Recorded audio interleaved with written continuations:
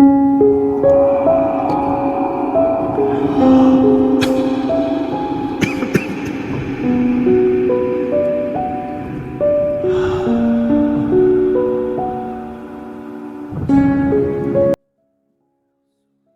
वालेकुम गाइस, मैं उरेरा और आप लोग देख रहे हैं Sunday horror stories official. Guys, आज भी मैं आप लोगों के लिए एक और सच्ची कहानी लेकर आया हूँ जो तीन पार्ट्स पर मुश्तमिल होगी।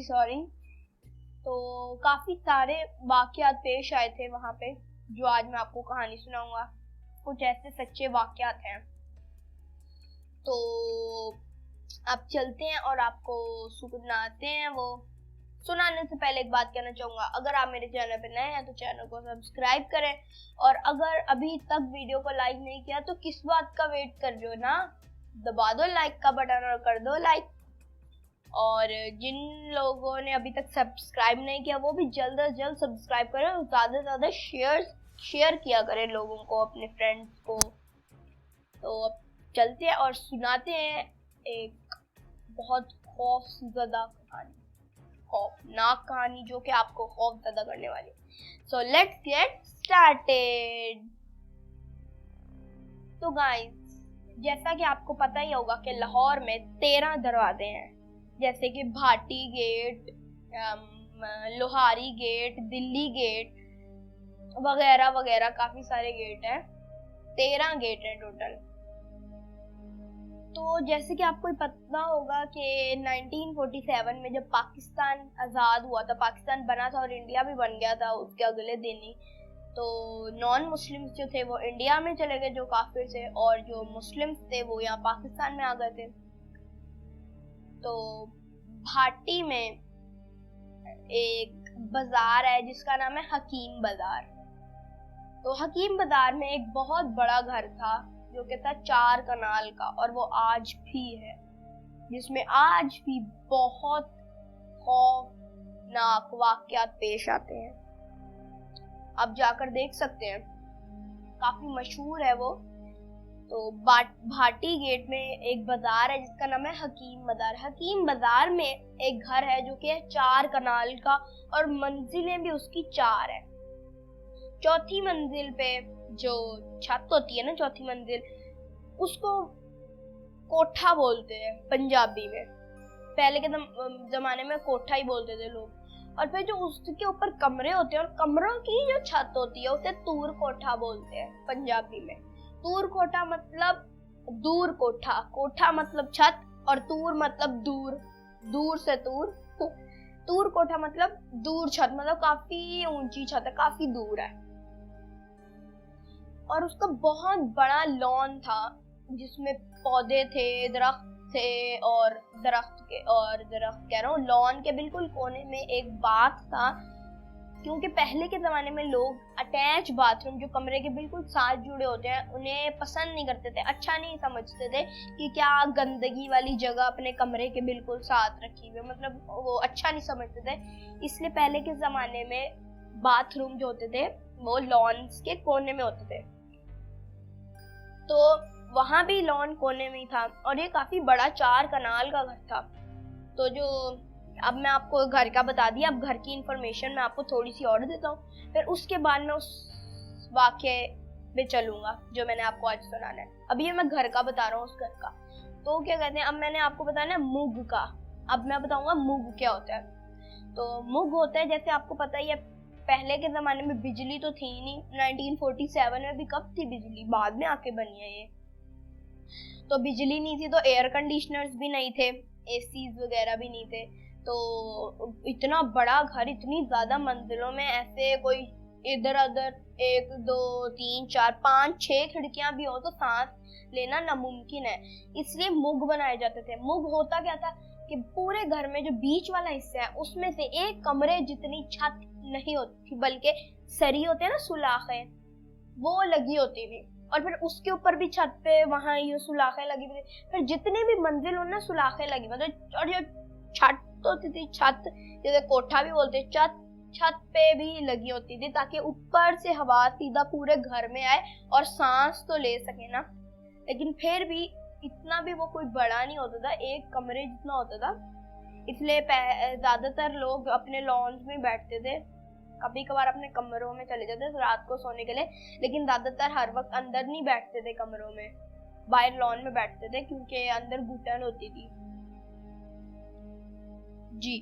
तो अब मैंने आपको पूरे घर का बता दिया है, अब मैं सोच लूं कोई मिसिंग तो नहीं रह गया, नहीं, सब मैंने आपको घर का बता दिया। अब मैं आपको बताता हूँ उस वाक़या का। तो जब पाकिस्तान और इंडिया बन गए थे, तो उसके बाद जो पाकिस्तान था उसमें से लोग यहाँ आ गए थे, जैसे कि मैंने अभी बताया।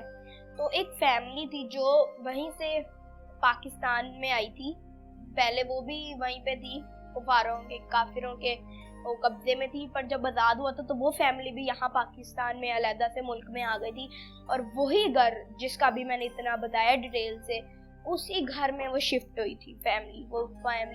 वो फैमिली में उनके थे 6 बच्चे, हाँ जी 6 बच्चे थे उनके, और वो 2 मियाँ बीवी खुद थे, तो टोटल मतलब 8 अफराद थे उनके घर पे, वो जो घर उन्होंने लिया था।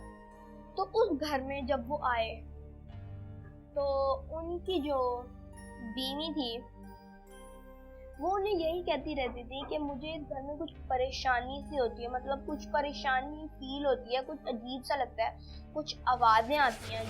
तो उनके जो शौहर थे वो हमेशा उन्हें इग्नोर करते थे, यही कह के कि इसके पूरा ख़ानदान बेदर्दी से शहीद कर दिया, तो उन्हीं की आवाज़ों का वहम आता है इसे, उन्हीं को ये सोचती है तो ऐसा लगता है, वरना असल में ऐसा कुछ नहीं है। तो वो यही समझ के हर बार इग्नोर कर देते, लेकिन वो ऐसा नहीं। और वो ये भी कहती थी कि बाग में वो लॉन होता है ना, उसके बीच में एक दरख्त था, बीच में नहीं मतलब एक साइड पे एक दरख्त था। वो कहती थी कि उसके नीचे बैठ के मुझे बहुत मजा आता है। कहती थी कि मुझे ठंडी हवाएं महसूस होती हैं, ऐसा लगता है जैसे मुझे कोई दबा रहा है, और वो फ्रेश हो जाती बिल्कुल उस दरख्त के नीचे बैठ के। तो कुछ अरसा गुजर गया, उन्हें यही कहते कहते अपने शौहर को कि यहाँ पे कुछ है, मुझे अजीब सा फील होता है, लेकिन उनके शौहर नहीं माने। तो कुछ अरसा गुजर गया, मतलब बहुत साल गुजर गए, तकरीबन 10-15 साल, मुझे कंफर्म तो नहीं पता कि कितने साल थे, लेकिन काफी अरसा, बहुत सालों में के जो छोटे बच्चे थे वो जवान हो गए थे, कुछ की तो शादियां भी हो गई थी, इतना अरसा गुजर गया था। तो उनमें से जो उनका एक बेटा था वो अभी पढ़ रहा था, तो वो उन्होंने इंजीनियर बनना था, उसके लिए वो बहुत पढ़ाई कर रहे थे और चाहते थे कि वो ना इतने मतलब बहुत अमीर लोग नहीं थे, बहुत अमीर लोग नहीं थे। तो 4 कनाल का घर भी उन्होंने इसलिए ले लिया क्योंकि पहले ज़माने में तो इतनी महंगाई होती नहीं थी, तो इसलिए उन्होंने ले लिया, लेकिन वो बहुत अमीर लोग नहीं थे, तो वो सोचते थे कि मैं फर्स्ट आऊँगा, टॉप करूँगा मैट्रिक में, और ताकि वो जो गवर्नमेंट की तरफ से मुझे फीस मिलती रहे, फीस वो गवर्नमेंट भरती रहे, क्योंकि स्कॉलरशिप मिलती थी। अगर कोई बच्चा टॉप करता है मैट्रिक में तो वो जो गवर्नमेंट होती थी वो उसे स्कॉलरशिप देती थी, मतलब उसकी फीस भर देती थी। अभी भी स्कॉलरशिप मिलती है लोगों को जो टॉप करते हैं, हर किसी को नहीं मिलती, जो सेकंड थर्ड को भी आई थिंक मिलती है, लेकिन फर्स्ट को तो जरूर मिलती है ना, वो तो मैं कंफर्म हूँ। तो वो यही इसके लिए मेहनत कर रहे थे कि मैं फर्स्ट आ जाऊँ, ताकि मुझे पैसे ना देने पड़े और हमारे घर की सारी ज़रूरियात भी पूरी हो जाए, और जो मेरी पढ़ाई वाला सिलसिला वो भी, उसमें भी कुछ वो क्या कहते हैं, कुछ मतलब गड़बड़ ना हो जाए, कुछ बिल्कुल ठीक तरह से मेरी पढ़ाई चले, कोई रुकावट ना बीच में बने। तो वो बहुत पढ़ाई करते थे, यानी कि रात रात जाग जाग के भी वो पढ़ते थे, बहुत पढ़ाई करते थे वो। उसके बाद क्या हुआ कि एक दिन वो रात को अपने ड्राइंग रूम में बैठ के पढ़ रहे थे कि अचानक से उन्हें लगा कि खिड़की से कोई मुझे घूर रहा है। उन्होंने एकदम यूं देखा तो वहां कोई भी नहीं खड़ा हुआ था, वहां कोई भी नहीं खड़ा हुआ था। और पहले बता दूं, खिड़कियां सही नहीं होती थी पहले, ये जो जालियां होती हैं ये नहीं होती थी, तो वो खिड़कियां ऐसे बनाई होती थी कि जो सुलाखें होती है ना सरिये, वो यूं सीधे सीधे सीधे सीधे लगाए होते थे, और सिर्फ इतना सा बीच में फासला होता था यूं फासले होते थे इतना सा, ताकि कोई अंदर ना आ सके। हाथ तो डाल सकते हैं लेकिन पूरा अंदर नहीं आ सकता इंसान। कुछ पहले के जमाने में तो ऐसी भी खिड़कियां होती थी जिनको कुछ नहीं, जैसे दरवाजा खोलते हो बीच में कोई जगह रहती नहीं ना, ऐसी भी खिड़कियां होती थी। पर वो फिर लोगों को इतना डर भी थोड़ा लगता था कि कोई डाकू वगैरह ना, चोर वगैरह अंदर ना घुस आए, तो इसलिए वो उन्होंने लगाए हुए थे। कुछ लोग लगा भी लेते हैं सरिये, कुछ लोग नहीं भी लगाते थे, पर उन्होंने लगाए हुए थे सेफ्टी के लिए। तो उन्हें लगा जैसे कोई घूर रहा, तो उन्होंने एकदम देखा तो वहां पे कोई नहीं खड़ा हुआ था। उन्हें लगा कि ऐसा कोई वहम होगा मेरा, इतना मैं रात रात जाग के पढ़ता हूँ, मेरा सर चक्कर आ रहा होगा इसलिए मुझे नजर आ रहा है, लेकिन असल में वो ऐसा नहीं। उन्होंने उसको इग्नोर किया और पढ़ते रहे।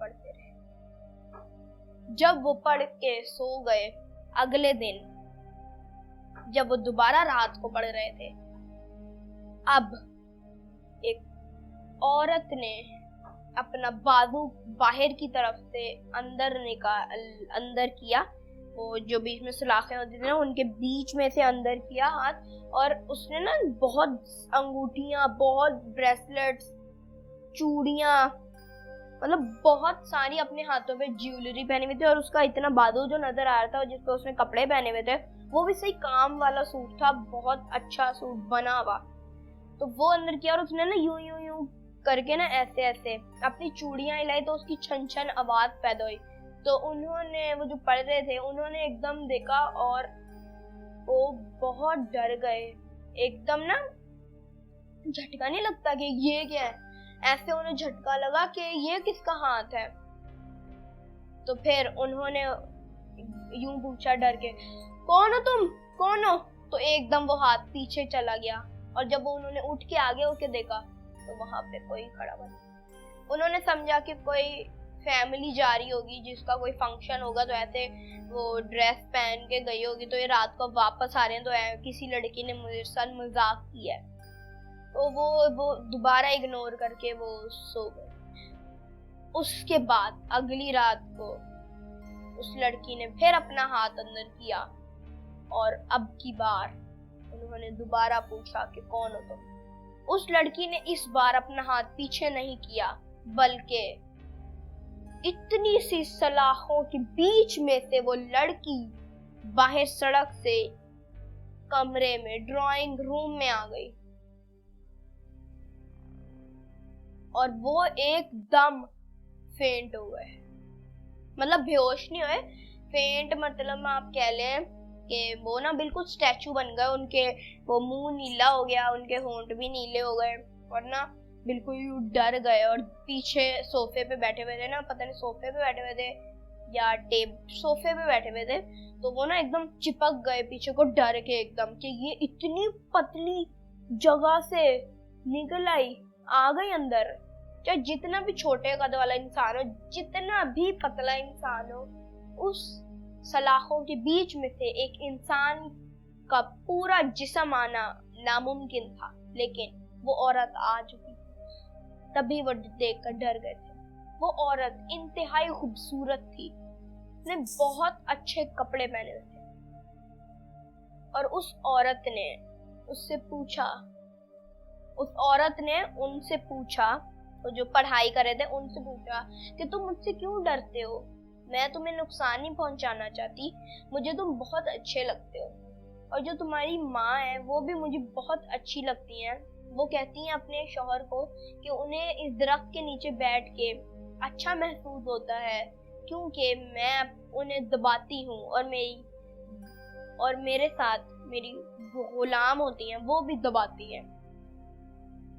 तो मुझे तुम बहुत अच्छे लगते हो, तो तुम मुझसे क्यों डरते हो, मैं तुम्हें कोई नुकसान नहीं पहुंचाना चाहती और ना पहुंचाऊंगी मैं। तो वो फिर भी उनसे कुछ बोला नहीं गया, उससे ही फेंट हो गए थे, उनसे कुछ बोला नहीं जा रहा था। तो उन्होंने फिर उनके लिए गुनगुनाया, गाना गाया, मतलब सही गाना नहीं गाया, गुनगुनाया थोड़ा सा, तो फिर भी नहीं उठे, वो फेंट हो गए थे। उन्होंने वो जो थी चुड़ैल, वो चुड़ैल नहीं परी कह ले, आप इतनी खूबसूरत थी तो परी होगी, और परी ही थी। अच्छा, तो वो जो परी थी वो उस परी ने कुछ नहीं कहा और वो चली गई वहां से।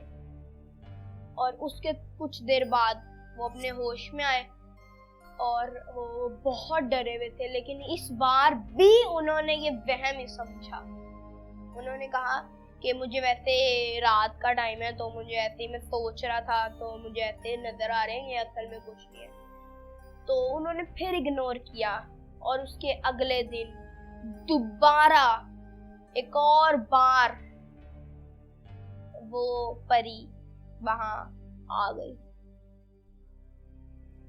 इस बार जब वो आई तो उसके साथ एक बहुत ही काली, बद्धी और मोटी चुड़ैल, उसकी गुलाम लग रही थी देखने में, तो उसके साथ आई और उसने बताया, उसने पूछा कि मैं दोबारा आ गई हूँ, तुम अब क्यों डर रहे हो मेरे साथ? अब देखो मैं अपने साथ एक और को भी लाई हूँ, तो मत डरो मेरे से, मैं तुम्हें कोई नुकसान नहीं पहुंचाऊंगी, ये मेरा वादा है तुमसे। उनसे कुछ बोला ना गया, बस उनके मुंह से एक अल्फाज ही निकला था, सिर्फ एक अल्फाज उनके मुंह से निकला और वो अल्फाज था, चली जाओ यहाँ से। सिर्फ ये निकला, चली जाओ यहाँ से। सिर्फ 4 लफ्ज उनके मुंह से निकले और कुछ नहीं वो बोल रहे थे, उनसे बोला ही नहीं जा रहा था। उसके बाद उस लड़की ने दोबारा उनके लिए गुनगुनाया और इस बार उन्होंने उनसे पूछा, उस चुड़ैल कह रहा हूँ, उस परी ने उनसे पूछा कि क्या मैं तुम्हारे लिए रक्स करूं? रक्स का मतलब है डांस, क्या मैं तुम्हारे लिए डांस करूं? उन्होंने कुछ नहीं कहा, उनके मुंह से बोला नहीं जा रहा था, लेकिन उन्होंने इशारे से कहा कि ना करो। उसने ठीक है कहा और वो वहां से चली गई। अगले दिन सुबह, शाम, दोपहर के टाइम उन्होंने अपनी वालिदा से इस किस्से का वो किया, इस बात का जिक्र किया उन्होंने, ये जो सारा वाकया हुआ था इनके साथ इतने दिन, वो आई सारा उन्होंने बताया। और उन्होंने ये भी बताया कि जो आपको ये मजा आता है वो दबाती है आपको। और वो बता रही थी कि उसकी 6 और भी बहनें हैं, 7 परियां, और वो उसी दरख्त पे रहते हैं और उनके साथ उनके गुलाम भी रहते हैं। तो वो आपको दबाती हैं, इसलिए आपको सुकून मिलता है, इसलिए आप फ्रेश हो जाती हैं। तो वो आपको और मुझे बिल्कुल नुकसान नहीं पहुंचाना चाहती, वो हमसे बहुत प्यार करती हैं। लेकिन वो रोज आती है और मुझे कहती है कि मेरे साथ चलो, मुझे तुम बहुत अच्छे लगते हो, तो तुम मेरे से शादी कर लो। ये उन्होंने बताया तो वो जो उनकी मामा थी वो बहुत घबरा गई कि ये मेरे बेटे को कोई अपने साथ ही ना ले जाए, कहीं जान से ना मार दे। वो बहुत डर गई क्योंकि माँ थी उनकी। तो वो ना, उन्होंने कहा कि मैं किसी बुजुर्ग के पास जाती हूँ, क्योंकि वहां से भाटी के से दाता साहब बहुत करीब है, इसलिए उन्होंने कहा कि मैं किसी बुजुर्ग के पास जाऊंगी तो उनसे तुम्हारे लिए दुआ कराऊंगी कि वो परी दोबारा तुम्हारे पास नहीं। उन्होंने वैसे ही किया, वो चली गई और उन्होंने वहां पे एक बुजुर्ग थे, उनसे दुआ करवाई और उनसे अपने घर आने को कहा और अपने घर पे दम करवाने को कहा। वो जैसे ही घर आए, घर में दाखिल नहीं हो पाए। वो उन्होंने जैसे ही दाखिल होने लगे तो उन्होंने फौरन उनको कह दिया, मैं इस घर में दाखिल नहीं हो सकता, क्योंकि वहां वो परियों के साथ साथ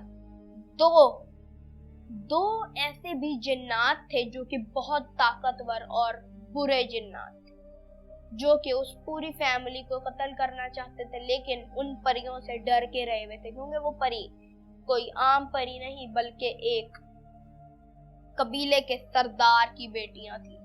इसलिए वो डरते थे कि अगर हमने इन्हें कुछ कहा तो ये परियां अपना पूरा कबीला लेकर आ जाएंगी और हमें जान से मार देंगी। इसलिए वो 2 जिन्नात बहुत डर के रहते थे। यानी बेशक के वो बहुत ताकतवर थे, लेकिन फिर भी वो बहुत उनसे डरते थे, क्योंकि उनके कबीले में कोई ना कोई उनसे भी ज्यादा ताकतवर होगा, खास करके वो इनका जो बाप होगा, जो कबीले का पूरा सरदार होगा, वो भी बहुत ताकतवर होगा, तो वो तभी डर के रहे।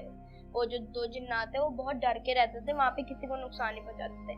तो उन्होंने, जो बुजुर्ग थे, उन्होंने कहा मैं साफ तौर पे उन जिन्नात को देख सकता हूँ, वो मुझे दाखिल नहीं होने देंगे, और अगर मैं दाखिल हो गया तो आप लोगों को वो बहुत नुकसान पहुंचाएंगे, क्योंकि मैं अभी इतनी तैयारी के साथ नहीं आया था, मुझे पता नहीं था कि इस घर में ऐसे भी जिन्नात हैं जो कि बहुत नुकसान पहुंचा सकते हैं मुझे।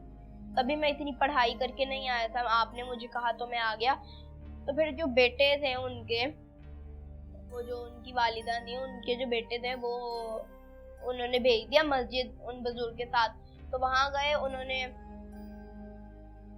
कहा कि वो जो थे ना बुजुर्ग, उन्होंने उस बच्चे को कहा जो इंजीनियर बनना चाहता था, जिसके साथ ये इतने वाकया भी हुए थे उस परी, तो उन्होंने कहा कि आइंदा अल्लाह ना करे, खुदा ना खास्ता, अगर तुम्हारे पास वो परी दोबारा आती है तो तुम उसे कहना कि तुम्हें हजरत सुलेमान की कसम, मुझे और मेरे घर वालों को कोई नुकसान ना पहुंचाना, तुम जहां से आई हो वहीं चले जाओ और वहीं पे रहना, हम सबको कोई नुकसान ना पहुंचाओ और मेरे से भी मिलने मत आओ, मुझे अच्छा नहीं लगता, तुम चली जाओ यहाँ, तुम्हें हजरत सुलेमान अलैहिस्सलाम की कसम।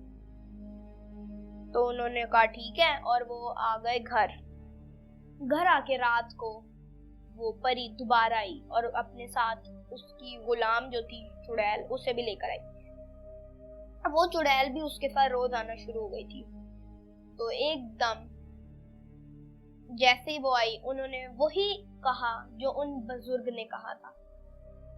तो जब वो कह ही रहे थे तो एकदम उनकी जो गुलाम थी, उनकी जो खादिम थी, उन्होंने, उस चुड़ैल ने नीचे सर झुकाया हुआ था और उसका बैग पकड़ा हुआ था, एकदम सर यूं किया और उसकी लाल आंखें बिल्कुल गोल और वो पूरी काली, एकदम यूं गुस्से से उसको देखने लगी।